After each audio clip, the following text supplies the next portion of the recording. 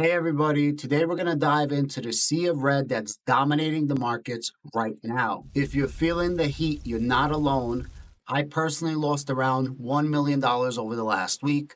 Everything looks rough out there, and I want to break it down what's happening, why it's happening, and how you can navigate this storm. I'm also going to share my personal perspective on the bigger picture at play and why I think this could be a massive money making opportunity for investors who stay calm and think long term. So let's get right into it. If you're new here, my name is Adam and I retired in 2024 at the age of 41 years old. My retirement is built on a unique three-part approach. The first part is the multi-bagger for asset accumulation and asset appreciation. Number two, we got the dividend machine for high yield, consistent distributions to cover your bills. And number three, we have the options income strategy to accelerate passive income with covered calls and cash secured puts to fund your retirement in style. I've been through market downturns before and I made millions during those irrational red times, like the COVID crash, by focusing on multi-baggers. I'm thrilled to share my perspective with you today, so stick around and see how you can turn this chaos into a money-making opportunity. Before we go any further, let me add a quick disclaimer. I am not a financial advisor, and I am definitely not your financial advisor. I'm just a guy on YouTube sharing my plays for entertainment. Always do your own research and your due diligence. This video is not meant as advice, nor is it given as advice. Now, let's dive right into what's happening in the markets as of April 4th, 2025. The current environment might feel chaotic, and I know a lot of you are probably feeling the heat. Everything looks pretty rough out there. The S&P 500 is down 13.73% year to date. The NASDAQ 100, tracked by the QQQ, is down 17.32% year to date. But when you look at the peaks, it's even worse. The S&P 500 is down nearly 20%, and the QQQ is down over 20%, putting us firmly in bear market and bear market territory. We're in a period of what I'd like to call max pain, similar to what we saw during the COVID crash of 2020, as well as the crash in 2022. The markets are experiencing heightened volatility, likely driven recently by policy shifts, like the announcement of broad tariffs under the Trump administration, which have pushed virtually all markets into correction territory. Geopolitical tensions, trade uncertainties, and worries about how these changes might hit corporate earnings, supply chains, and economic growth are adding fuel to the fire. It feels like a mess, and that's normal that investors are scared. The fear is driving a lot of the selling along with algo selling. Let's look at some data to see how intense this fear actually is. As of April 4th, 2025, closing on Friday, the Fear and Greed Index hit 4, which is in deep extreme fear territory. It goes between 1 and 100, 100 being it's all Gucci, it's all good, and 1 being an absolute shit show, the world is about to end. So 4 is absolutely terrible. For context, it was 21 a week ago, 11 a month ago, still in extreme fear, but a year ago it was actually at 53, right around the neutral zone. This tells us that market sentiment has absolutely shifted from first to sixth dramatically over the past year. The fear is dominating right now. If we look at the S&P 500 charts, it's just as telling. The index has fallen below the 125-day moving average, which is this orange line, and that is not a good thing. Dropping below the moving average is absolutely bearish. Dropping from a peak of 6,100 or so to about 5,074 right now. That's roughly a 17% decline from its recent highs. The extreme fear label on the chart confirms what we're feeling in the market. But here's the key. While this fear is real, it's nowhere near the world ender like COVID. Back in March 2020, the S&P 500 dropped 30% in a matter of weeks, and the Fear and Greed Index hit single digits for an extended period of time. What we're seeing now is absolutely significant and frightening, but it's not the level of existential crisis. But here's why this matters.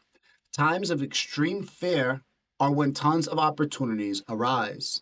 I can't tell you how many people are calling me and saying, Adam, I'm scared shitless. And to this, I'm going to say that this is the times that wealth is made, and you need to actually smack yourself and get with the program.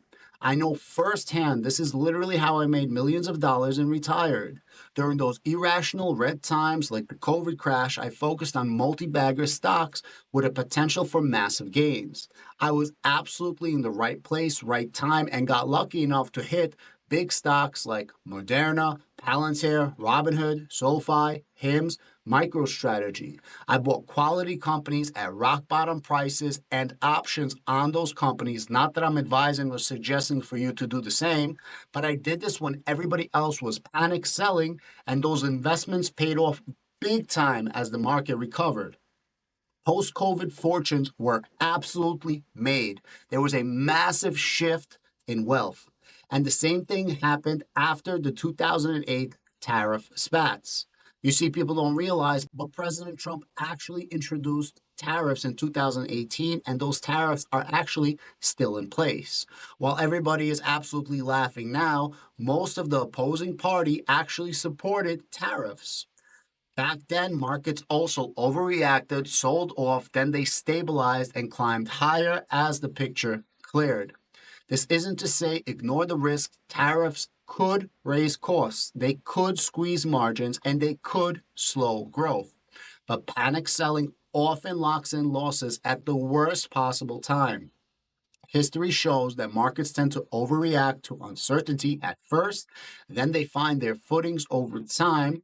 So let's take a step back and look at some historical context to see what we can learn from the past bear markets. Let's put this in historical context by looking at the past S&P 500 bear markets before COVID. Since 1929, there has been over 20 bear markets, excluding the COVID crash in 2020. Let's look at a few key examples. We got the dot-com bust from 2000 to 2002. It saw a 49.1% drawdown, and it took about 2.5 years to hit bottom, recovering in 4 years. The 2007-2009 financial crisis had a 56.8% drop, lasting around 1.5 years, with a recovery in about 3 years. In 1987, we saw a drop of 33.5% in 101 days, recovering in 17 months. On a faster note, the 1990 bear market dropped 19.9% and recovered in 4 months, and 1998 bear market fell 19.3%, bouncing back in 3 months. On average, pre-COVID, bear markets took about a year to recover to break even. Though sometime like in 1973 and 1974 oil crisis, bear markets took longer, around 3.8 years. The key takeaway is markets tend to recover, and often within a year or so. Dollar cost averaging on these red days is how most people in the market build the most wealth. In many cases, generational wealth is made. Tom Lee says that you make most of your gains in just 10 days in the year. Time in the market is better than timing the market.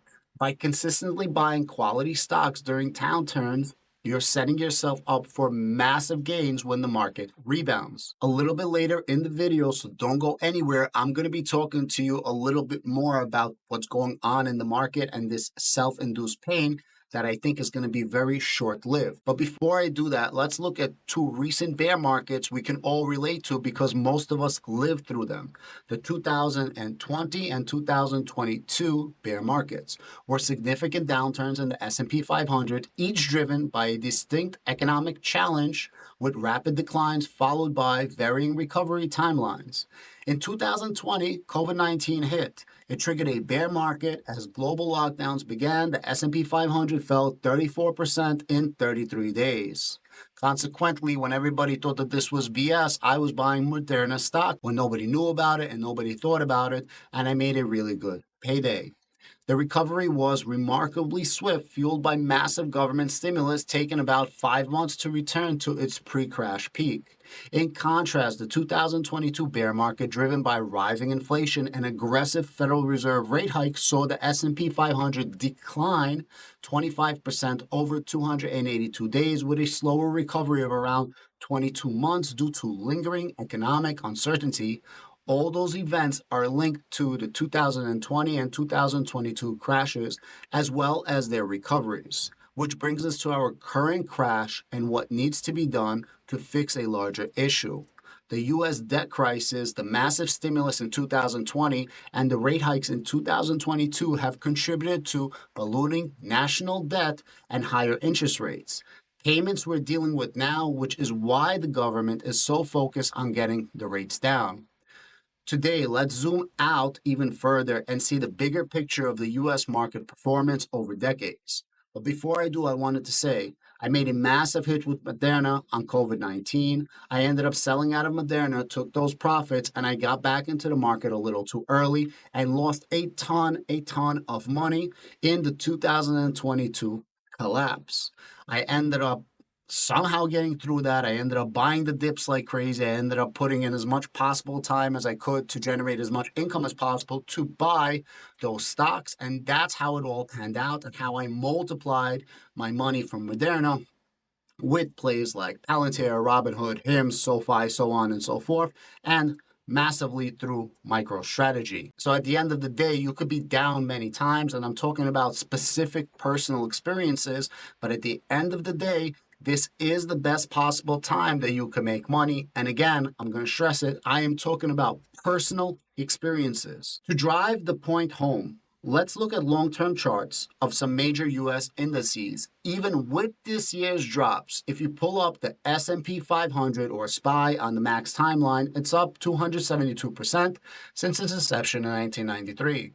Going from around $136 to $505, despite the S&P 500 being down nearly 20% from its peak this year. The Invesco QQQ ETF, which follows the NASDAQ 100, is up 391% since 1999, rising from $88 to $422. Even with the QQQ down over 20% from its peak, the Spider Dow Jones Industrial Average ETF is up 257% since 1998, climbing up from around $107 to $383. And the iShares Russell 2000 ETF, representing small cap stocks, is up 90% since 2000, going from around $95 to $181. If you zoom out even more to the actual indices, not the ETFs representing them, the returns grow even larger. And all of these downtrends are just blips, and these blips look even smaller. What do these charts show? No matter which index you're going to use, over time, you're betting on America, and America is an up and to the right chart. Along the way, these multi-bagger returns, you see many corrections and heavy dips, some as big as the ones we're experiencing now, some even bigger. But when you zoom out, they all look like little blips. What's happening today with the S&P 500 down nearly 20% and the QQQ down over 20% from its peaks, especially so fast, should be positive for America in the long term. The reason the drops are happening is the positivity for America, not the drop itself. And I'll talk about it in just a moment. These dips are opportunities to buy in the long-term growth story of the United States economy. Let's shift gears now and talk a little bit about why this sell-off might be happening in the first place. What's really driving all of this red in the markets today? Because I really do have a theory, and I want to be clear, this is my speculative take. This is my own thoughts. One possible explanation among others, I could be completely wrong, but this is just my thesis and how I can keep calm even though I lost $1 million over the last week. The 10-year yield, which is the interest rate the U.S. government pays on its 10-year debt and a key benchmark for borrowing costs, has dropped below 4% recently. In my opinion, that's the key chess move behind this sell-off. I think this is a strategic play to pressure the Federal Reserve to lower interest rates to match the bond yield drop. Why? Because it sets the stage for the Trump administration to refinance the U.S. debt at a much more favorable rate. Let's break this down in fiscal year 2024. The interest payments on federal debt reached approximately $1.1 trillion, according to the U.S. Government Accountability Office. That's a massive $251 billion increase from the previous year. That's no small potatoes. That is absolutely massive. This is driven by higher interest rates and growing debt levels, which stood at nearly $36 trillion by the end of 2024. Right now, the United States is spending $1.20 for every $1 coming in. Our spend is more than our GDP, so we're definitely in a very tough spot, to say the least. But here's the kicker. Trillions of dollars need to be refinanced in 2025, around 9 trillion, and nearly 30 trillion within the next 4 years. To put this in simple terms so everybody can understand, refinancing means replacing old debt with new debt at a lower interest rates, kind of like refinancing your mortgage to get a better rate. A lot of this debt is financed at COVID level rates, which were near zero. I believe, if I'm not mistaken, we're paying low 3% for our rates right now. And now we're facing a much higher rate. We must get those rates down to refinance at a much more favorable rate. Normally, the Fed leads the way when cutting rates, and then the 10-year yield follows. But in this case, I believe President Trump is forcing the 10-year yield down, potentially through policy pressures like tariffs and public statements that influence market expectations so that the Jerome Powell and the Federal Reserve have to cut the rates to match. Our next meeting is in May. Let's see what's going to happen. Trump is looking for at least a 1% reduction in rates, in my personal opinion, before he needs to refinance most of the debt, which would significantly reduce the cost of servicing that debt. If this is the case, it's working. If you look at the CME FedWatch tool, there is now a 33.3% chance of a rate cut in May 2025. But more importantly, if you fast forward to December 2025, the projection is a total of 95% chance that the rates will be 1% or lower than they are today. And there's a growing chance that we could even see a more significant cut below 3%. That would come out to massive savings on the current spending, and Trump would come out an absolute genius. I'm not here to be political. I'm just giving you my theory on why President Trump came out so hot with these policies and the absurdity of the numbers of the tariffs that he got. He wants rates lowered, and this is classic Trump, straight out of The Art of the Deal. He's already talking to the Prime Minister of the UK and other world leaders. He has a bunch of meetings set up and negotiations before the tariffs come into play April 9th.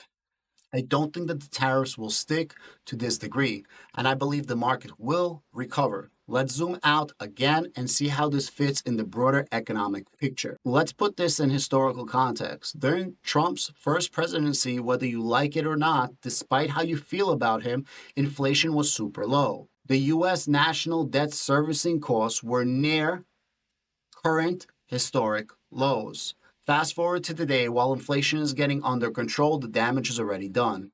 Everything is up. Prices not be rising due to inflation anymore, but inflation is just one side of the picture.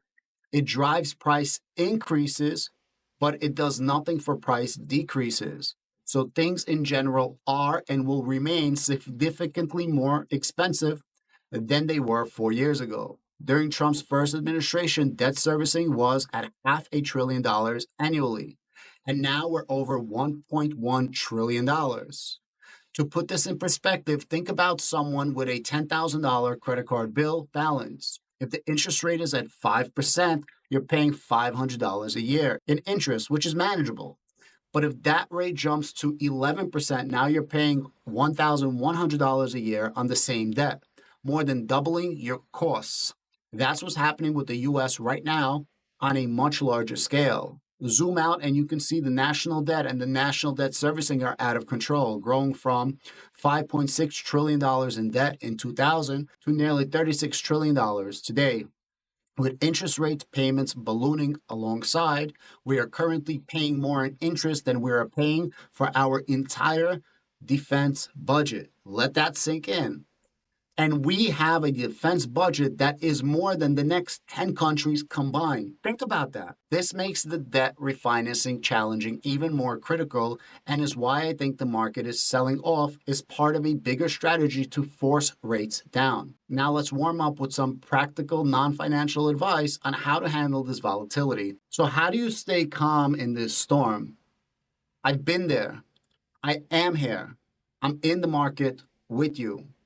That's one reason why I absolutely love my dividend investing, because no matter what's happening, I still have my dividends that's coming in to pay my bills, irrespective of how the vanity numbers look. Up a million, down a million, so on and so forth. I'm still getting my bills paid. I know how it feels to watch your investments go down. It's extremely stressful and it can make you question everything. And I really mean everything. So please stay sane. It's only money. You will recover.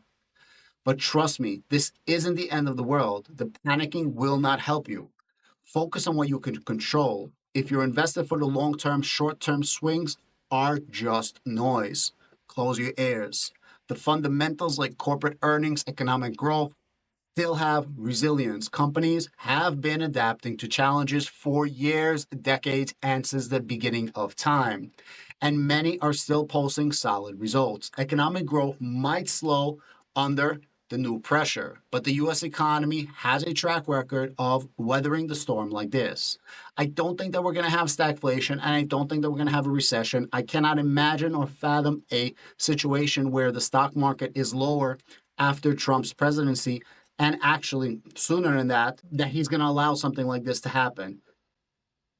Think of it like a roller coaster. The dips feel intense, but the ride doesn't stop if you keep moving forward over time.